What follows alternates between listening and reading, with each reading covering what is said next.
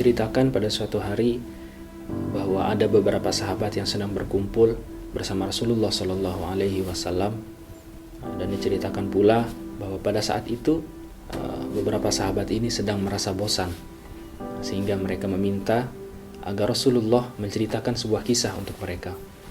Dan kemudian di saat yang sama turunlah sebuah wahyu dari Allah Subhanahu wa taala yang berbunyi, A'udzubillahi minasyaitonirrajim, nahnu naqussu 'alaika ahsanal qasasi bima auhayna ilaika hadzal qur'an wa in kunta min qablihi laminal ghafilin.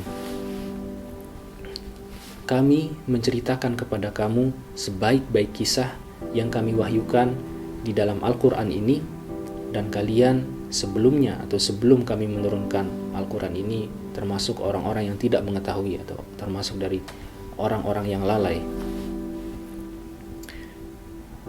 Dari ayat ketiga surat Yusuf ini ada beberapa pelajaran yang bisa kita ambil.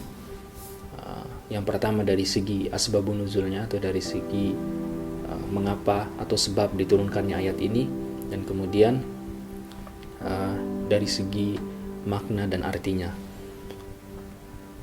Nasihat pertama yang bisa kita ambil adalah jika kita perhatikan sebab dari diturunkannya ayat ini, bahwa situasi atau kondisi para sahabat saat itu adalah mereka sedang dilanda kebosanan dan mereka meminta kepada Rasulullah untuk menceritakan sebuah kisah, dan kemudian Allah menjawab dengan sebuah ayat atau menurunkan sebuah wahyu yang mengatakan bahwa sebaik-baik kisah yang bisa kita pelajari, yang bisa kita baca, sudah Allah turunkan di dalam Al-Quranul Karim. Maka secara khusus Allah memberitahukan kita atau memberikan kita sebuah isyarat bahwa cara atau hal yang terbaik yang bisa kita lakukan di saat kita sedang dilanda kebosanan adalah dengan membaca Al-Quran, dengan mempelajari kisah-kisah yang telah Allah turunkan di dalam Al-Quran, karena kisah ini bukan sekedar cerita biasa, melainkan Allah sendiri menekankan bahwa Al-Quran adalah ahsanul qasas, yaitu kisah terbaik. Dan kemudian secara umum, jika kita belum bisa untuk mengisi waktu luang, waktu kosong, ataupun melawan kebosanan kita dengan cara membaca Al-Quran, mentadabburi ayat-ayat Allah yang ada di dalam Al-Quran, ataupun membaca kisah dan cerita yang Allah ceritakan di dalam Al-Quran Al-Karim, maka setidaknya kita berusaha untuk melakukan hal yang baik, bermanfaat, dan juga berguna untuk kita sendiri, dan syukur alhamdulillah kalau bisa berguna untuk orang lain. Karena termasuk dari sebaik-baik orang adalah jika dia bermanfaat bagi orang lain.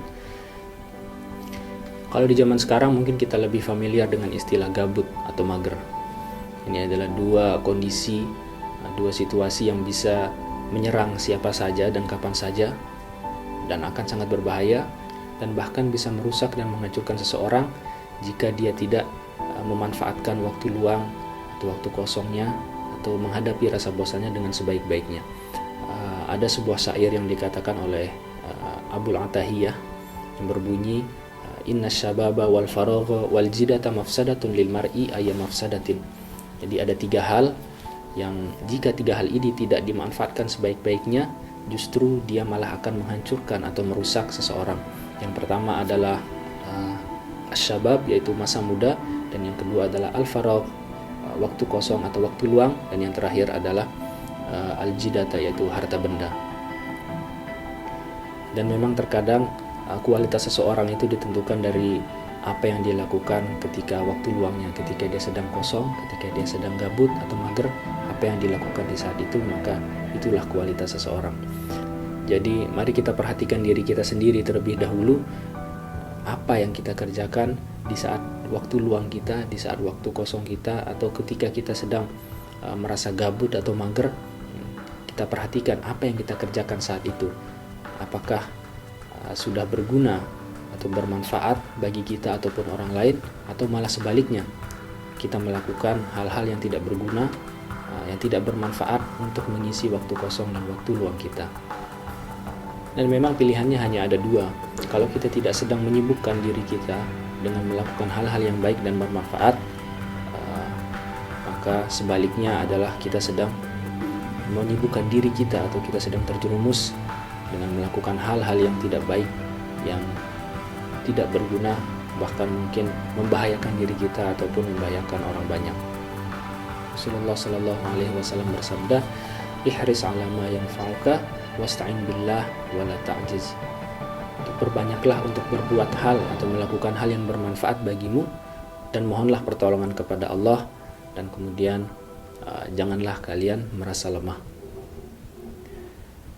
Ad-dinu nasihah, agama itu adalah nasihat, maka mari kita saling menasihati dalam kebaikan dan juga kebenaran.